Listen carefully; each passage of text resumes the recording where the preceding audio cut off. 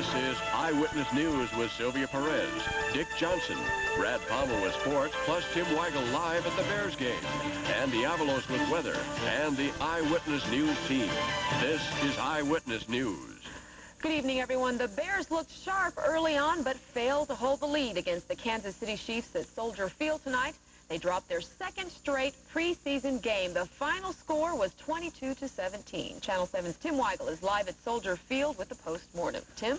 Sylvia, it is not a real happy scene, although there are a handful of Bear fans who are still out here yelling for anything because it's late on a Sunday night and they just saw a football game. It wasn't a great football game. As you mentioned, the final score, the Kansas City Chiefs, the lowly Kansas City Chiefs, 22, the Bears 17. Some of the stats not so encouraging, although Mike Tomczak was fair. He had 8 for 14, he had 127 yards and 2 interceptions. Mark Green, the rookie from Notre Dame, going a long way toward making this football team, 56 yards in 12 carries. The defense did some good things. They held the Chiefs to 10 yards net rushing in the first half, but this is a game over 2 halves, and so the Bears wound up losing the second half and the football game. Immediately after the game was over, I talked to the heart and soul of the Bear defense, Mike Singletary, and his son, Matthew Singletary. Saw some on the offensive side of the ball as well. I think sometimes, we have to, the coaches have to make a lot of decisions this week. I think a lot of the players are tight, as a result. Injury, fumbles and mistakes and things like that. When it's on the line like that, it makes it tough. You gonna talk Matthew out of this? I thought this was in your blood, Mike, playing football. It's in my blood. It may be in his, but I think it's going to be hard for him to avoid it, though, don't you think? I hope he's a lot smarter than I am. Well, Mike Singletary is a very intelligent man, and he also loves to play football. I have a hunch that Matthew Singletary might just well wind up in a professional football uniform, too, someday. But that's a long way off. In a very short time from now, we're going inside the locker room. We'll be reporting there live in a couple of minutes. Coach Ditka will talk to the press, and we'll also talk to a lot of the other key players. In the meantime, Tim Weigel reporting live from Soldier Field for Channel 7 Eyewitness News. All right, thanks, Tim. We'll check in with you later. In other news, tonight, Illinois Senator Paul Simon is en route to Poland, where he will spend the next week meeting with officials of the new government. Channel 7's Jay Levine is traveling with the senator and files this report. Senator Simon, who is making his third trip to Poland, though only his first as a senator and member of the Foreign Relations Committee, is joining a virtual parade of U.S. lawmakers visiting Poland in recent days. Just this weekend, other president candidate, Senator Bob Elizabeth Dole, delivered a letter from President Bush to the new Polish leader. It is to even more than the $119 million he's already proposed. Also in Warsaw this week, head of the Soviet KGB. That was an important gesture from the Soviets. Solidarity chief. Success for this Polish experiment with democracy, he said, is with a lot of help from the West. Democrat Simon, who's already endorsed the Republican administration's $100 million plus foreign aid package. The United States cannot sit by indifferently. We have to move in and provide whatever is reasonable in assistance without affronting the Soviets too much. It is a tightrope also for Lech Walesa, for the new prime minister, and for all the others there. But I really feel that Poland may very well be a bridge between East and West. Realistically, taken by itself, the Simon trip won't do much more than score some points in Chicago's Polish community. But Simon's facing a tough Russian battle next year, and he needs that. But Polish leaders need Simon and other high level of their new government and their prospects for the future. Jay Levine, Channel 7 Eyewitness News. Bears head coach Mike Ditka is holding his post-game news conference right now, so let's go back out to Soldier Field live and join that news conference in progress. They think they are. I'm telling you fact right now. The other fact I'm telling you right now is what I told them. We'll either do it my way or we won't do it. It's no more their way. I'm tired about hearing how good people are. I want to see them play from now on. I don't care if they're backups, understudies, undergraduates, or what they are. A lot of those guys aren't going to be with us after tomorrow. That's fine. I had a lot of remorse in my heart going into this to cut people. I don't have any after watching some of them play. They were terrible. And we've done this for 2 weeks in a row. We've lined up with backup people and we can't play a lick. We put our quarterback in there and his life's in his own hands. We go forward for a first down, we go backwards. So now you know, I think, and you might get the gist, I'm aggravated. And I'm going to stay aggravated until January. That's just the way it's going to be.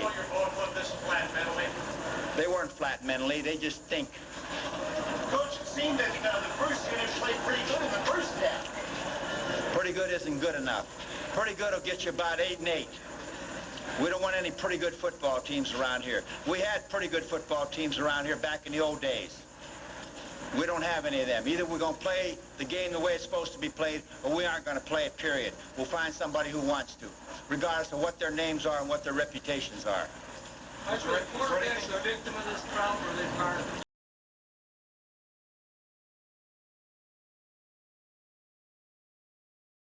Line tonight, Coach. The first line. Mark Green played great. I thought Mark Green showed you something out there. I thought Neil Anderson showed you something. Brad Mustard did a few good things. Yeah. Now Wolford, he'll do everything he has to do. Are they catch another hitch in front of him? They keep doing that, they'll have about 10 hitches caught in front of them all year. But he did okay. To the highlights of the game later on in this newscast.